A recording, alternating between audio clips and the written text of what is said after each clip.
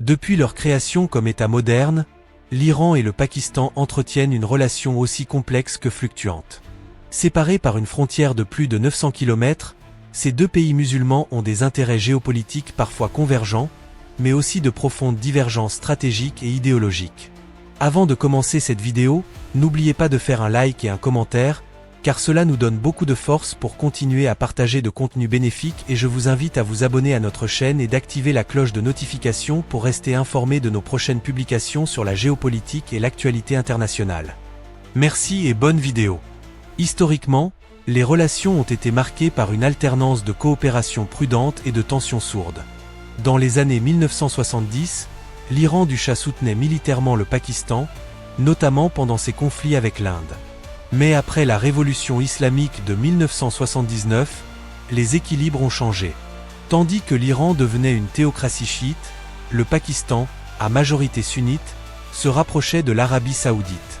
À cela s'ajoute la question brûlante du Baloutchistan, une région instable que les deux pays partagent et où agissent des groupes séparatistes armés.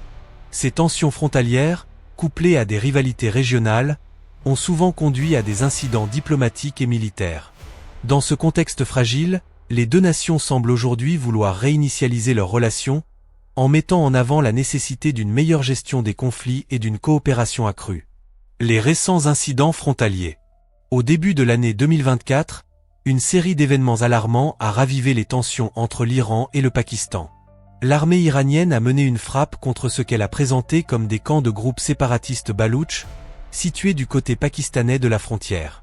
Cette opération, bien que justifiée par Téhéran comme une mesure de sécurité nationale, a été vivement dénoncée par Islamabad comme une violation de sa souveraineté territoriale.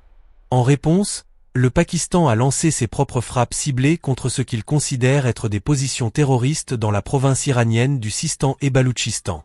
Ces échanges de feu, bien que limités, ont marqué un rare affrontement militaire direct entre les deux pays depuis des décennies.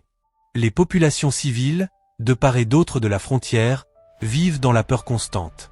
De nombreux villages frontaliers ont été temporairement évacués, et les routes commerciales régionales ont été partiellement fermées, affectant les échanges économiques déjà fragiles. Ces incidents ont mis en lumière l'incapacité persistante des deux pays à gérer ensemble l'instabilité chronique de cette zone frontalière. Ils ont aussi rappelé l'urgence d'établir des mécanismes de communication militaire plus efficaces pour éviter une escalade non maîtrisée. Rencontres diplomatiques et déclarations des dirigeants. Face à l'escalade des tensions, les dirigeants iraniens et pakistanais ont rapidement tenté de désamorcer la crise par la voie diplomatique. Une rencontre officielle s'est tenue à Islamabad, en présence du président iranien Ebrahim Raïssi et du premier ministre pakistanais Shehbaz Sharif. Les deux parties ont souligné leur volonté de restaurer la confiance et de renforcer les canaux de communication entre leurs armées. Dans une déclaration conjointe, les deux pays ont affirmé que les récents incidents ne devaient pas compromettre leurs relations historiques. Ils ont convenu d'activer une commission bilatérale de sécurité, chargée de surveiller les zones sensibles à la frontière et d'agir en temps réel pour éviter toute nouvelle escalade. Le président Raïssi a appelé à une coopération sincère contre les groupes terroristes opérant dans la région, soulignant que l'instabilité profite aux ennemis communs. De son côté, Shehbaz Sharif a insisté sur le respect de la souveraineté nationale et a proposé la mise en place de mécanismes de coordination frontalière plus transparents. Si le ton de la réunion est resté cordial, les non-dits sont nombreux. Derrière les sourires officiels, des tensions demeurent sur la manière dont chaque pays perçoit la menace baloutche et l'ingérence potentielle de l'autre. Enjeux géopolitiques communs.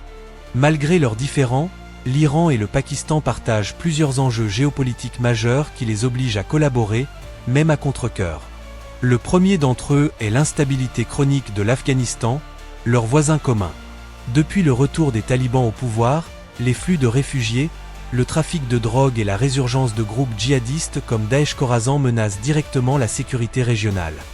Deuxième point de convergence, le trafic transfrontalier d'armes et de stupéfiants, facilité par la porosité de la frontière baloutche. Les deux pays en subissent les conséquences sur leurs provinces les plus marginalisées, alimentant criminalité, radicalisation et pauvreté. Par ailleurs, la présence grandissante de puissances étrangères dans la région, notamment la Chine avec le corridor économique Chine-Pakistan, CPEC, et l'Inde qui cherche à renforcer ses liens avec Téhéran pour accéder à l'Asie centrale via le port de Chabahar complique davantage l'équilibre stratégique. Ces influences extérieures peuvent aggraver la méfiance mutuelle, ou à l'inverse, inciter à une coopération pragmatique. Enfin, les deux pays sont soumis à des pressions économiques sévères et savent qu'un conflit ouvert nuirait à leurs ambitions de développement et d'influence. Les défis internes qui alimentent les tensions. Au-delà des considérations géopolitiques, les tensions irano-pakistanaises trouvent aussi leurs racines dans des dynamiques internes propres à chaque pays. L'un des principaux foyers de crispation est la question du Baloutchistan, une région aride, sous-développée, et partagée entre les deux États. Des groupes séparatistes baloutches y mènent régulièrement des attaques contre les forces de sécurité, revendiquant davantage d'autonomie, voire l'indépendance. Pour Islamabad comme pour Téhéran, ces groupes représentent une menace directe pour la stabilité nationale, mais chacun soupçonne l'autre de fermer les yeux, voire de manipuler ses mouvements à des fins stratégiques. L'Iran accuse notamment le Pakistan de tolérer, sur son sol, des groupes armés sunnites hostiles à la République islamique. Par ailleurs, les tensions confessionnelles compliquent la gestion du conflit. L'Iran, république chiite, voit d'un mauvais œil la montée en puissance de certains mouvements sunnites radicaux au Pakistan. De son côté, Islamabad craint que l'Iran cherche à étendre son influence religieuse à travers les communautés chiites pakistanaises. Ces défis internes, profondément ancrés dans l'histoire, les identités et les fractures sociales, alimentent une méfiance réciproque difficile à surmonter par la seule diplomatie. Efforts de coopération bilatérale. Malgré les tensions récurrentes, l'Iran et le Pakistan n'ont jamais complètement rompu les liens diplomatiques, et plusieurs initiatives de coopération ont vu le jour ces dernières années. Sur le plan sécuritaire, les deux pays ont mis en place des patrouilles frontalières conjointes et échangé des officiers de liaison pour améliorer la coordination militaire dans les zones sensibles. Sur le plan économique, le projet de gazoduc Iran-Pakistan, souvent retardé à cause des sanctions internationales contre Téhéran, reste un symbole fort d'interdépendance énergétique. Si ce projet voit le jour, il pourrait transformer la relation bilatérale en un partenariat stratégique plus stable. Les deux pays coopèrent également dans le cadre d'organisations régionales comme l'Organisation de coopération de Shanghai, OCS, où ils partagent des intérêts communs en matière de lutte contre le terrorisme, le trafic de drogue et l'extrémisme. Enfin, des forums bilatéraux réguliers rassemblant diplomates, experts en sécurité et représentants commerciaux ont été relancés afin de renforcer la communication et de désamorcer les malentendus avant qu'ils ne dégénèrent. Obstacle à une entente durable. Malgré les efforts de coopération, plusieurs obstacles majeurs entravent la construction d'une relation stable et de confiance entre l'Iran et le Pakistan. Le plus important est sans doute la méfiance stratégique profonde. Chacun soupçonne l'autre de soutenir, volontairement ou non, des éléments hostiles opérant sur son territoire. À cela s'ajoutent des rivalités religieuses, souvent implicites, entre l'Iran chiite et le Pakistan sunnite, qui influencent non seulement leur politique intérieure, mais aussi leurs alliances régionales. Par exemple, le rapprochement entre le Pakistan et l'Arabie saoudite est perçu par Téhéran comme une menace directe à son influence. Par ailleurs, les ingérences extérieures, notamment celles des États-Unis, de l'Inde ou de la Chine, viennent compliquer le jeu diplomatique. Chaque puissance régionale ou mondiale tente d'y défendre ses intérêts, ce qui peut renforcer la polarisation entre les deux voisins.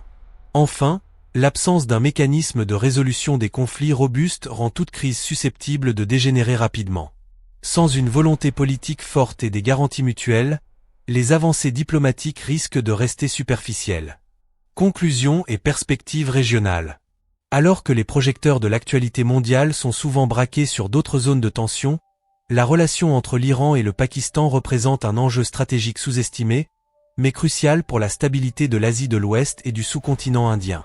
À travers leurs frontières communes, leurs défis sécuritaires partagés et leurs intérêts économiques complémentaires, ces deux puissances régionales ont tout à gagner à instaurer une gestion rationnelle et coordonnée de leurs différends. Les récentes déclarations de leurs dirigeants marquent un pas dans la bonne direction, mais elles devront être suivies d'actes concrets, durables et vérifiables. Une véritable désescalade ne pourra être obtenue que si les deux États s'engagent à transcender les logiques de suspicion mutuelle, à renforcer leurs institutions de dialogue, et à placer la sécurité régionale au-dessus de leurs calculs politiques internes. La communauté internationale, et notamment des acteurs comme la Chine ou la Russie, pourrait jouer un rôle de médiateur discret, en encourageant des mécanismes bilatéraux de coopération structurée. De même, les organisations régionales, comme l'OCS, pourraient servir de plateforme de coordination neutre.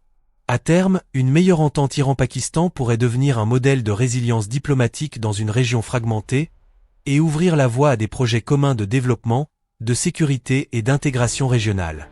Mais la question reste posée. Les promesses récentes ne seront-elles qu'un nouvel épisode de discours creux, ou marqueront-elles enfin un tournant vers une paix durable entre ces deux voisins? À la prochaine!